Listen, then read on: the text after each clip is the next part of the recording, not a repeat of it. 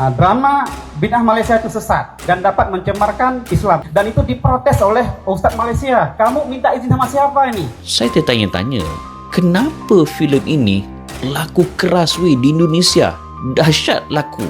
Walaupun tujuannya dah nak memberi nasihat, kata mula, tapi kalau mengundang fitnah, haram, dosa besar, wajib dihalang filem itu dari disiarkan. Kata orang Malaysia, ni kan video-video Malaysia kan, kata orang Malaysia, siapa yang makan cili, dia akan rasa pedas. Oleh sebab itu, biasanya orang-orang yang akan menentang, yang kontra adalah orang yang merasa kalau filem tersebut terkena pada batang hidungnya.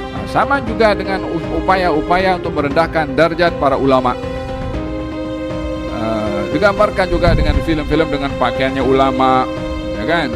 Walaupun tidak dinafikan adanya orang-orang seperti itu. Ya memang ada orang kadang yang pakai serban yang tipu, yang pakai serban main perempuan umpamanya. Banyak yang tersinggung dengan sinetron ini. Jadi yang tersinggung berarti saya kutuk itu film itu ya. Nah, apalagi dengan orang-orang yang memang tidak senang dengan simbol-simbolnya ulama, yang aslinya antum senang dengan mu'anasah tadi seperti keterangan Nabi Abdurrahman, akhirnya tidak senang lagi. Ada memang ajaran-ajaran seperti itu ya, tapi lain sisi memang ada orang yang pengen menjatuhkan simbol-simbolnya ulama, dan ulama itu meniru simbolnya siapa? Rasulullah, Allahumma shalli ala Muhammad.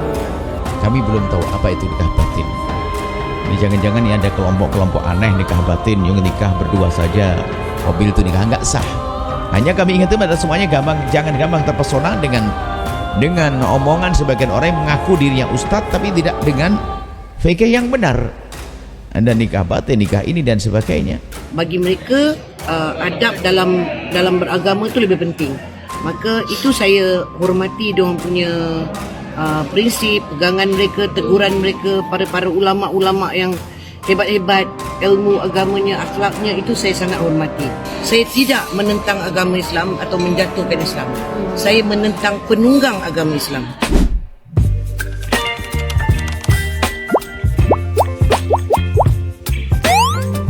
Halo semuanya, saya Ria Oktorina, dan di video kali ini kita akan membahas sebuah fenomena yang sedang ramai dibicarakan. Sebuah film dari Malaysia yang mendadak viral di Indonesia. Film ini memunculkan perdebatan yang cukup tajam di tengah masyarakat. Sebagian menilai film ini berani, cerdas, dan membuka mata rakyat. Namun, di sisi lain tak sedikit pula yang menganggapnya menyimpang dan mencemarkan citra para ulama, serta simbol-simbol agama.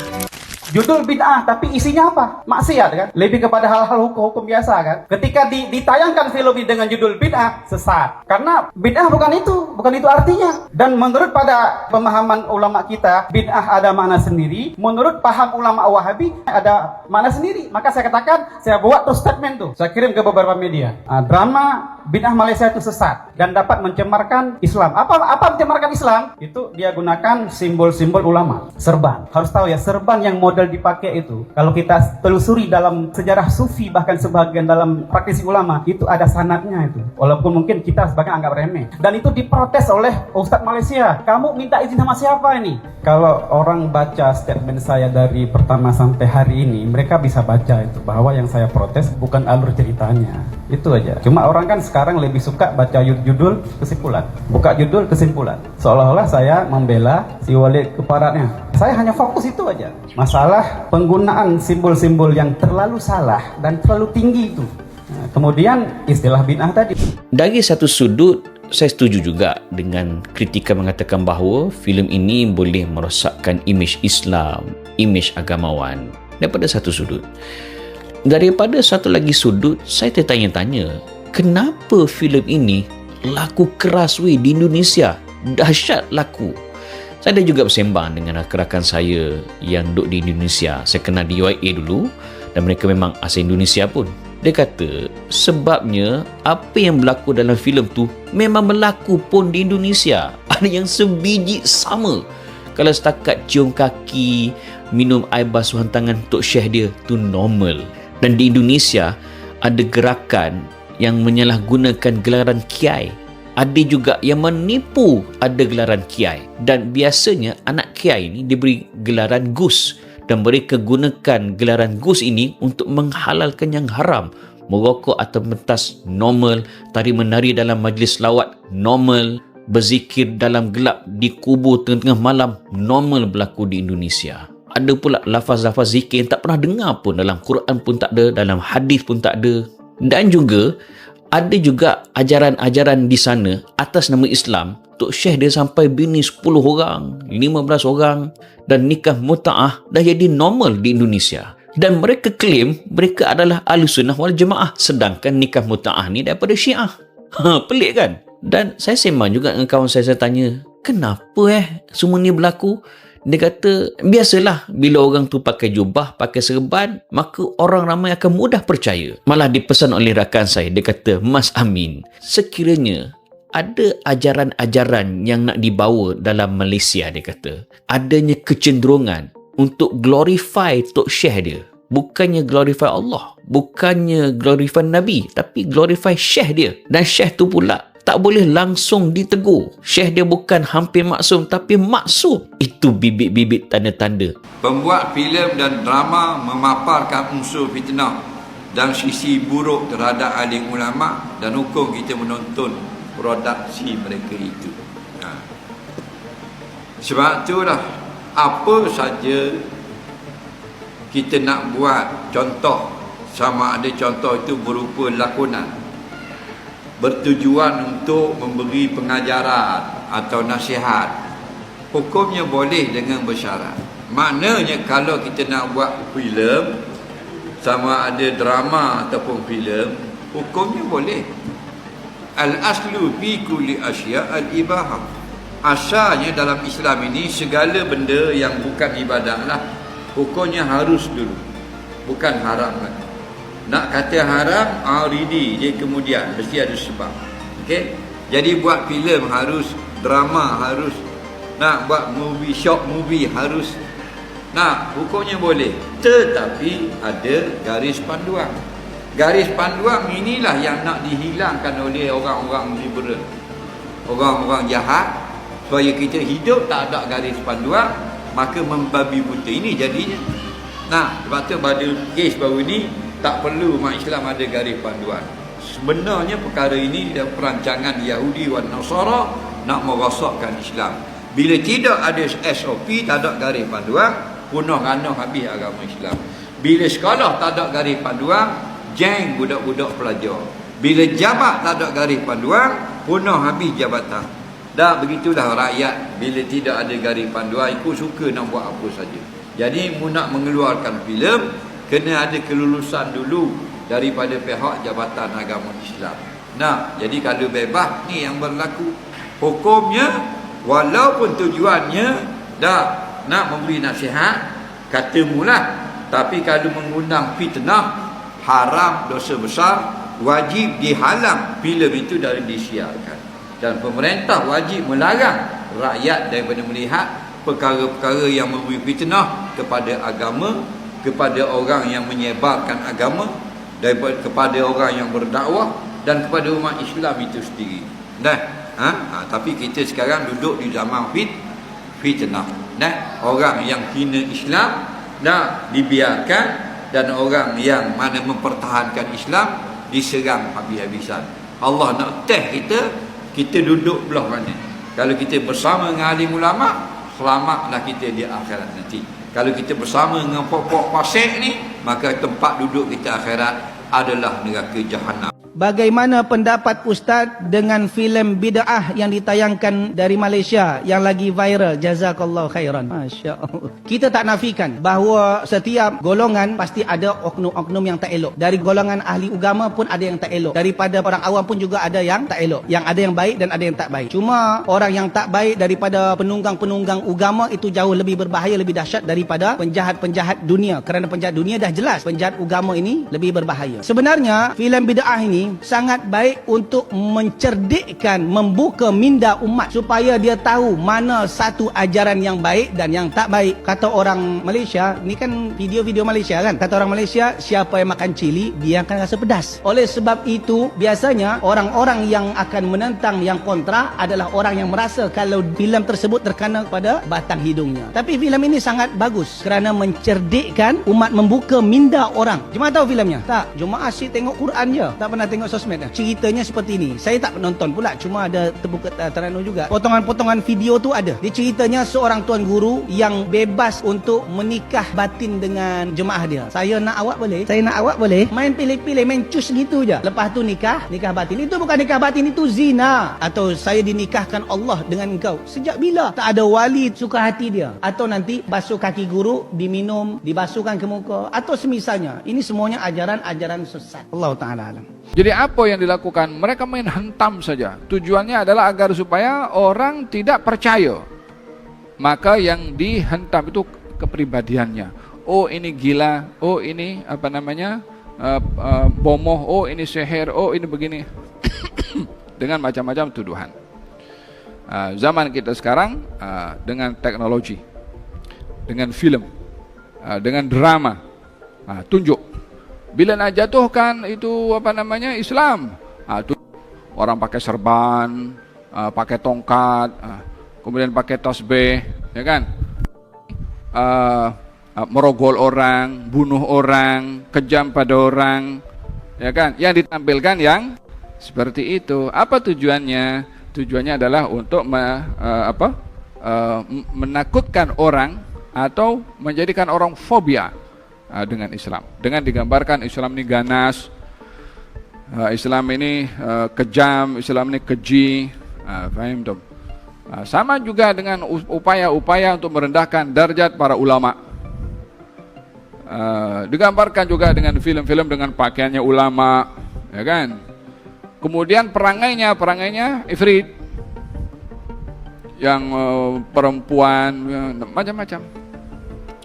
Jadi orang akan terbaca, oh macam ni ya orang pakai serban ya, oh macam ni ya orang pakai tasbih ya. Killing of character. Satu kekejaman yang terancang untuk menjauhkan orang Islam daripada orang-orang yang berilmu dan kadang-kadang yang diambil nasihat dan dakwahnya. Faham dong? Walihada walaupun tidak dinafikan adanya orang-orang seperti itu, ya memang ada orang kadang yang pakai serban yang tipu, yang pakai serban main perempuan umpamanya, yang pakai tie main perempuan ada juga, yang pakai coach main perempuan pun juga ada juga.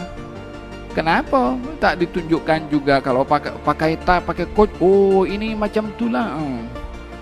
Hanya orang pakai baju agama saja yang faham dong? Ada yang perlu untuk berhati-hati di dalam menampilkan image-image agama yang mesti ada keseimbangan. Bila ada orang nakal dengan menggunakan pakaian agama, tunjukkan orang yang pakaian agama yang tidak nakal. Kan seimbang, balance, supaya orang tak terpecah pikirannya kalau nampak orang pakai tasbih macam film itulah. Walid nak Dewi boleh, kejahatan juga. Kejahatan apa itu namanya? Kejahatan seksual. Banyak yang tersinggung dengan sinetron ini. Saya di WA orang, Ustaz tersinggung tak dengan sinetron ini? Saya bilang saya tak singgung. Kenapa? Karena saya tak pernah bersalaman dengan santri sekali. Tak pernah. Tanya santri, tak pernah bersalaman. Dan tidak pernah duduk-duduk sama santri berdekat-dekat, tak pernah. Saya tak pernah WA dengan jamaah, tak pernah. Kalau ada yang bertanya melalui Ustazah Fatimah. Jadi yang tersinggung berarti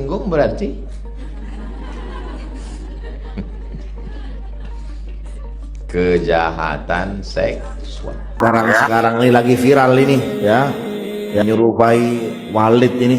Ini sekarang banyak penghinaan ini. Walid nak mau nah. Banyak memang sing paling memframingkan ya wong Indonesia sepurane sing kata. Kalau di negeri mereka tidak ada yang memframing itu. Sekarang yang memframing ya, sehingga dibuat kejelekan dengan pakaian-pakaian ulama. Yang paling viral apa? Ini kita ini. Karena kenapa? Akeh sing nganggur. Saya kutuk itu film itu ya. Nah, apalagi dengan orang-orang yang memang tidak senang dengan simbol-simbolnya ulama, yang aslinya antum senang dengan mu'anasah tadi seperti keterangan Nabi Abdurrahman, akhirnya tidak senang lagi. Wah, aku isen kelambi ulama, kelambi putih-putih, kok dikira walid aku ini. Nah, itu memang sengaja, mungkin ada niat produser filmnya, memang niat untuk ada memang ajaran-ajaran seperti itu. Ya, tapi lain sisi memang ada orang yang pengen menjatuhkan simbol-simbolnya ulama. Dan ulama itu meniru simbolnya siapa? Rasulullah, Allahumma sholli ala Muhammad. Imamah ini simbolnya siapa? Nabi. Gamis simbolnya Nabi. Ahabbus thiyab ilayya al-qamis. Jadi sampai nulis pede gamis itu, ojo diwar. Oh, iki pengikutnya Walid ini. Walid nak mau gamis. Jangan pede, ini adalah pakaiannya Nabi Muhammad sallallahu alaihi wasallam. Jadi kalau ente niat pakai gamis, jangan niat ini karena pengikutnya Walid. Ikutnya siapa? Pengikutnya Nabi Muhammad sallallahu alaihi wasallam. Setiap ente pakai di situ dapat pahalanya apa? Sunnah. Allahumma sholli ala Muhammad. Dan memang ada pembenci-pembenci memang. Kalau memang dia istihza, ya, dia pelecehan terhadap pakaian tersebut, tonton mari gini. Biarpun dia viral di tingkat keviralan duniawi, tapi lihat nanti, dilihat sama Nabi apa enggak. Karena ini pakaiannya Nabi Muhammad sallallahu alaihi wasallam. Nikah batin ketemunya beneran itu kan nggak bener sampai hamil itu ya. Apa nikah batin? Mohon maaf, ini ada istilah-istilah baru begini. Nikah ada nikah sir, istilah nikah sirri itu adalah nikah yang tidak, atau bawah tangan nikah yang tidak dibawa ke mahkamah, itu nikah sirri. Kalau nikah batin kami belum tahu apa itu nikah batin. Ini jangan-jangan ini ada kelompok-kelompok aneh nikah batin yang nikah berdua saja, mobil itu nikah, nggak sah. Terserah namanya nikah batin kayak nikah apa saja, yang penting jika memenuhi syarat maka nikahnya adalah sah. Mempelai perempuan dengan mempelai laki-laki adalah bukan mahram atau orang yang boleh saling menikah, jelas. Kemudian ada wali, kemudian ada dua saksi, kemudian ada akad nikah, selesai. Terserah diberi nama batin kayak atau apa saja, nggak penting itu. Saya tidak tahu masalah itu. Nah, ini perlu dijelaskan tentang nikah batin. Terus penasihat untuk semuanya, jangan gampang percaya dengan istilah cara-cara nikah. Kalau bukan ulama yang mengajari kepada anda, ulama yang sesungguhnya, yang punya pengalaman belajar dunia fikih, biarpun nanti seandainya ulama itu memberikan pendapat kepada anda, pendapat-pendapat seperti tiba-tiba, oh ini kasus tertentu saya ikutkan kamu madhab Maliki, Hanafi, sehingga wali ini perlu dipending, nggak apa-apa karena satu hal, tapi harus ikut ulama yang terbukti dia punya pengalaman melanglang dalam dunia fikih, yang mengerti tentang hukum. Jangan orang tiba-tiba anda kenal kemarin langsung pakai nikah apa tadi, nikah batin, hamil, ini bikin nikah batin. Saya tidak paham masalah itu. Hanya terserah itu apa yang terjadi. Yang jelas jika memenuhi syarat-syarat pernikahannya, syarat rukun pernikahan adalah sah, biarpun belum dicatat di mahkamah. Hanya kami ingatkan pada semuanya, jangan gampang terpesona dengan omongan sebagian orang yang mengaku dirinya ustadz tapi tidak dengan fikih yang benar. Anda nikah batin, nikah ini dan sebagainya. Sangat sederhana kalau orang mau memahami dunia fikih, sangat sederhana nikah. Kalau ternyata kalau seandainya walinya misalnya, wali bisa saja dengan cara dibawa ke hakim, namanya wali hakim, atau nanti dengan cara tahkim, tapi harus ada dua saksi. Ada solusinya, tapi ulama mengatakan, tapi istilah nikah batin kami tidak mau, belum mengerti. Kalau memang memenuhi syaratnya sudah dianggap sah. Saya tidak tahu itu. Kalau tidak, ya tidak dianggap sah. Anaknya bukan anaknya. Kalau tidak sah, nggak pakai saksi, cuman berdua langsung, aku nikahkan diriku kepadamu bang, Dia aku terima pernikahanmu, ini nikah batin. Batin maksudnya cuman kita yang tahu. Ya zina itu enak aja, nikah batin gak ada orang. Kalau itu maksudnya nggak dibenarkan. Dan ketahuilah, untuk mencari halal itu mudah, jangan melakukan yang haram. Nikah itu mudah, halal itu gampang. Jangan mencoba mencicipi yang haram. Haram adalah membawa murka Allah Subhanahu wa ta'ala. Hati-hati. Jadi kalau memang pernikahannya tidak memenuhi syarat rukunnya, maka dianggap tidak sah. Dan karena tidak sah, anak itu tidak ada hubungannya dengan ayahnya tadi atau suaminya, suami batinnya tadi nggak ada hubungannya. Tapi kalau pernikahannya sah, adapun masalah surat itu belum diurusi, tetap saja sambung nasab kepada orang yang menikahi dan menghamilinya. Itu saja, hanya yang lebih penting untuk kami ingatkan, hati-hati dalam urusan pernikahan. Jangan gampang terpesona dengan omongan orang-orang yang pakai istilah-istilah aneh-aneh. Bahkan kadang-kadang ada pernah ada perkumpulan orang yang pakai baju yang bagus-bagus menutup aurat, tapi tukar-tukar istri. Rasanya apa itu? Di mana itu? Saya dengar berita itu betul atau tidak? Ini kok gampang terpesona dengan model-model begitu ini? Haram, nggak boleh. Zina. Maka hati-hati. Maka urusan pernikahan, pastikan kalau Anda menikah yang mendesak sekali, mendadak sekali, problem kayak apapun, jangan lupa bertanya kepada ahli ilmu, orang yang mengerti masalah fikihnya untuk menghalalkan pernikahan tersebut. Allah alam bissawab. Sebenarnya yang tak terima tu ada segelintir saja. Kalau dia tak terima, tak mungkin rating tinggi. Yang tak terima ini adakah sebab mungkin dia sangat protektif terhadap agama, mereka yang sangat menjaga adab-adab dalam agama, dan mereka-mereka yang sangat orang kata bukanlah kuno, tetapi dia macam dia tidak menganggap seni itu satu benda yang subjektif. Jadi bagi mereka adab dalam beragama itu lebih penting.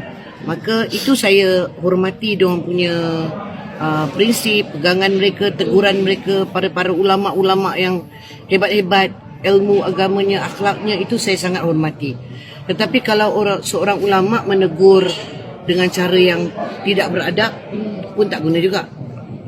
Kan? kakak menerima Tersepit lagi. Saya rasa saya buat apa yang saya rasa saya nak buat, kerana apa pun dia balik kepada niat saya. Nama itu saya adalah, saya tidak menentang agama Islam atau menjatuhkan Islam. Saya menentang penunggang agama Islam. Dan itu banyak. Kalau tanya semua orang, ada tak ajaran sesat kat luar? Kalau jawapannya tidak ada, saya gila. Ada tak bapak rogol anak kat luar? Ada. So maknanya saya tak gila. Saya masih waras dalam saya membuat cerita yang saya ada sebab musababnya apa yang saya nak sampaikan. Kerana masyarakat kita makin sakit kat luar sana. Kita mencari agama sedangkan kita tidak ada agama. Sebab itu kita takkan jumpa guru yang betul. Kita main belasah saja. Dan ada ramai yang mengatakan kenapa dipakaikan pakaian agama. Kalau saya bagi dia pakai short dengan jeans, belum tentu dia percaya. Belum tentu. Orang yang bertopingkan syaitan ni, dia akan berusaha untuk meyakinkan kita sebaik-baiknya supaya kita taksub pada dia dan kita akur kepada dia. Adakah melalui pakaian? Tak. Kan? Kalau saya kata saya berpakaian begini, saya adalah seorang menteri, awak percaya? Belum tentu. Belum tentu. It's not about the pakaian, it is ilmu dan akhlak. Saya sangat percaya Islam itu terletak pada ilmu dan akhlaknya. Ulama-ulama yang hebat di luar sana, Habib Ali Zainal Abidin, yang saya sangat hormati ilmu dan akhlaknya. Dia tak akan duduk berdua-duaan dengan perempuan meskipun kau sibuk nak menuntut ilmu dengan aku. Dia mengelak. Film ini digarap oleh sutradara Erma Fatimah dan mengangkat tema yang sangat sensitif, fenomena penyelewengan agama oleh oknum yang berpakaian agamis. Dalam film tersebut digambarkan praktik-praktik kontroversial seperti pengikut yang menyerahkan tubuh kepada guru spiritualnya, adegan mencium kaki, hingga tindakan-tindakan ekstrim yang dilakukan atas nama pembersihan spiritual. Dari sudut pandang pendukung film ini, mereka menganggap bahwa karya ini sangat relevan dengan realita yang ada di masyarakat. Banyak kasus yang tidak terekspos tentang orang-orang yang memanfaatkan simbol agama untuk mendapatkan kekuasaan, pengaruh, dan bahkan kepuasan pribadi.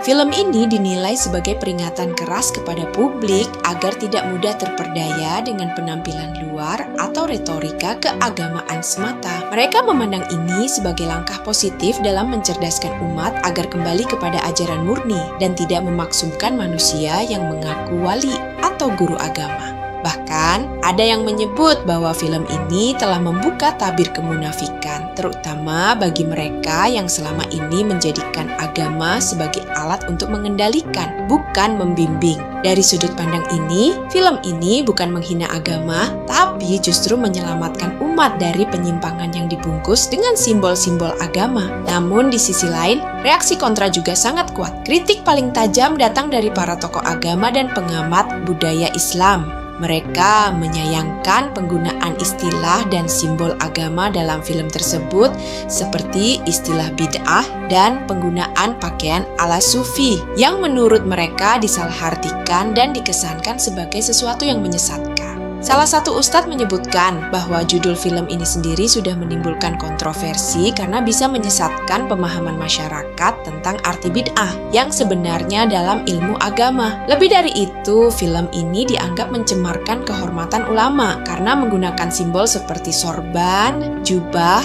dan istilah-istilah religius dalam konteks negatif tanpa pembatasan atau klarifikasi yang memadai. Padahal bagi sebagian umat, sorban bukan sekadar kain, tapi bagian dari identitas spiritual yang memiliki sanad, jalur keilmuan yang sakral. Perdebatan pun terus bergulir. Ada yang menyayangkan mengapa harus mengekspos kebobrokan dengan cara yang berpotensi menimbulkan salah tafsir di masyarakat awam. Sementara sebagian lain membela bahwa justru masyarakat awamlah yang perlu disadarkan agar tidak lagi tertipu oleh wajah-wajah palsu yang membungkus hawa nafsu dengan ayat dan dalil. Sebagai Ria Oktorina, saya ingin mengajak kita semua melihat fenomena ini bukan sebagai bahan untuk menyalahkan satu sama lain, tapi sebagai momentum refleksi bersama. Pertama, kita perlu mengakui bahwa penyimpangan bisa terjadi di mana saja, bahkan dalam tubuh institusi keagamaan sekalipun. Tapi itu tidak berarti semua tokoh agama atau pemimpin spiritual bersalah. Kita butuh kedewasaan dalam menyikapi kebenaran, agar bisa memilah antara yang tulus membimbing dan yang hanya menjual agama untuk kepentingan pribadi. Kedua, dunia seni, termasuk film, memang punya cara tersendiri dalam menyampaikan pesan, tapi di tengah kebebasan berekspresi, kita juga butuh kebijaksanaan dalam menjaga sensitivitas umat. Jangan sampai pesan moral yang ingin disampaikan malah tertutup oleh kegaduhan simbolik yang memicu salah paham. Dan yang terakhir, kita sebagai bangsa Indonesia juga bisa mengambil pelajaran dari polemik ini. Jangan hanya menilai dari satu sisi. Mari kita dorong lahirnya karya-karya seni yang berani tapi tetap bijak, kritis, namun tetap adil. Karena dari konflik seperti inilah sebenarnya ada potensi besar untuk menghadirkan perubahan yang lebih baik. Film ini adalah cermin dan apa yang kita lihat di dalamnya sangat tergantung dari sudut mana kita memandangnya. Apakah kita memilih untuk marah dan menutup diri atau kita justru membuka hati dan mengoreksi diri? Saya Ria Oktorina. Semoga video ini menjadi ruang diskusi yang sehat, bukan untuk saling hujat, tapi untuk belajar dan bertumbuh bersama sebagai bangsa yang dewasa dan cerdas dalam menyikapi perbedaan. Sampai jumpa di video berikutnya. Jangan lupa like, komen, dan share jika kamu merasa konten ini bermanfaat. Baby, you give me ice and fire. You're giving me